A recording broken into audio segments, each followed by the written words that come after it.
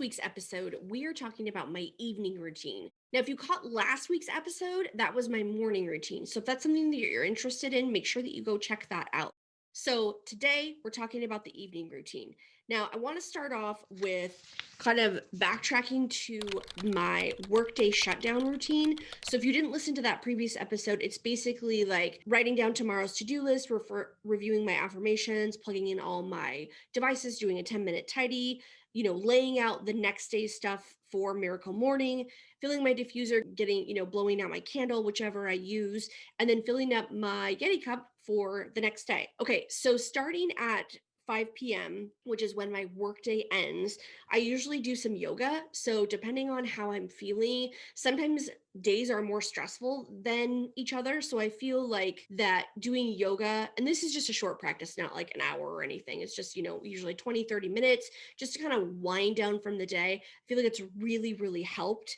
Then at 6 p.m., I'll usually eat dinner. 7 to 9 p.m., I'll typically relax. So that might be anything from, watching TV, reading. Recently, it's really been organizing projects because I've really been trying to go through everything.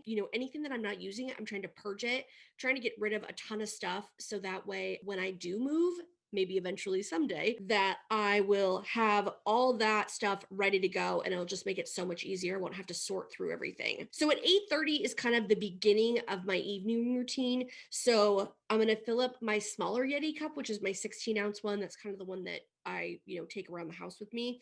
I'm going to make sure that my Apple Watch is on its charger, brush my teeth, do all that, wash my face, that kind of stuff. I'm going to tidy up my bathroom. So if I've left it a mess, which sometimes does happen, I'll tidy everything up and make sure that it is ready to go for the next day. I'll lay out my clothes, lay out my towels, put on my pajamas, get in bed. And then the other thing that I do too, right before I get, fall asleep, is I'll read for 30 minutes, like read from a real book. I love putting my books on my iPad and watching a YouTube video before I go to bed, but I just have noticed that it makes a huge difference when I don't do that. I'm sure it's something to do with the blue light. I'm sure there's some scientific thing about why you're not supposed to watch videos or read on your phone right before bed, but it doesn't work for me. Now, one thing that I've kind of toyed around with is if you've listened to my morning routine, then you know that I use a sunrise alarm clock. And what I discovered recently is that there is a sunset feature on my sunrise alarm clock.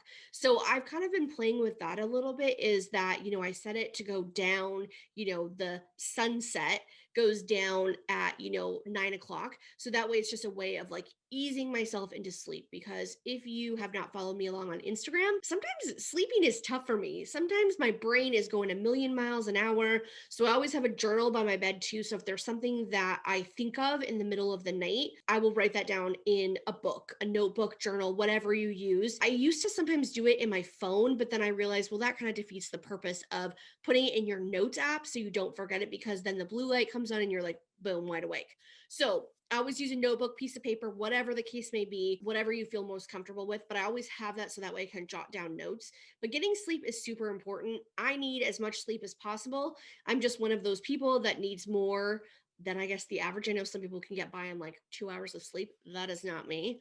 I'm a growly bear if I don't get enough sleep. So I hope that this evening routine helped, made a difference for you in, you know, developing these things. Just keep in mind that these times that I've ran down, these are all ideal time frames. It doesn't always happen like this.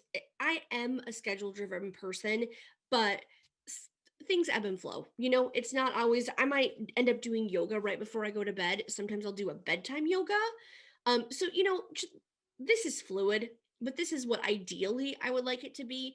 And it has changed. If you listen to my other episode, you know that when the lockdown happened, obviously I wasn't going into the office, so the commute from 5 p.m., to my living room obviously is a lot shorter. So if you're someone who's still commuting, you need to, factor in that traffic time, especially with travel. But for me, this is what's working right now. And I know that as we go back to work, as we're allowed to go back to the office, that will change. So just keep that in mind. Make it work for you.